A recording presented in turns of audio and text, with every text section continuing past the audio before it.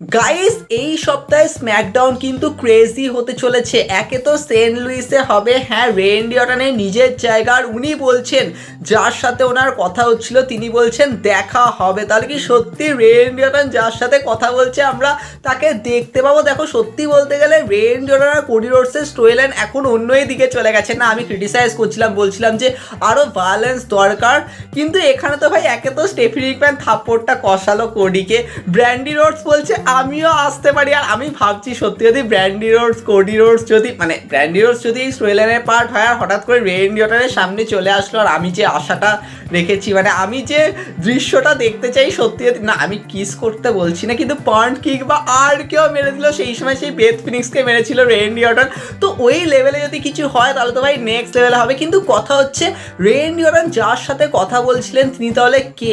আমরা কি Dwayne the rock Johnson final বসকে দেখতে পাবো? দেখো আমি চাই না ওনাকে দেখতে, তো আমি সাইডে রাখলাম।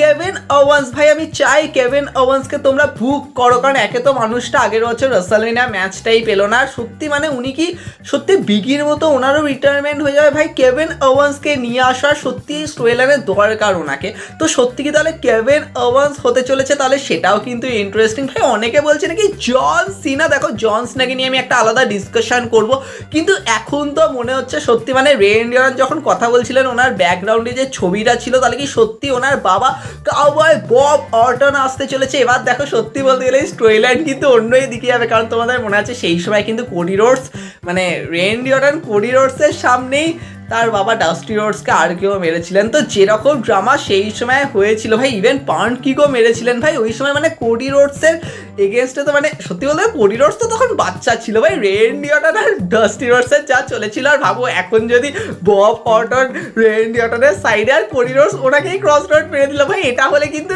নেক্সট লেভেলে চুলোচুলি নেক্সট লেভেলে পার্সোনাল দিকে যাবে। আর সত্যি আমার মনে হচ্ছে এই স্টোরি লাইনে আরও অনেক কিছু দরকার। তাহলে কি সত্যি বব অর্টন আর রেন্ডি অর্টন সেই সময় যেমন তারা একসাথে আলাদাই, ওই সময় ভাই স্টোরি লাইনই আলাদা চলতো, ইভেন আন্ডারটেকারের এগেনস্টে ভাই আলাদাই স্টোরি লাইন ছিল সেই সময়। তাহলে কি ওই লেভেলটা আমরা ফিল করতে চলেছি? তোমাদের কি মনে হচ্ছে সত্যি কি ওই লেভেলে কিছু হবে? সিরিয়াসলি মনে হচ্ছে ভাই স্ম্যাকডাউনে কি হতে চলেছে?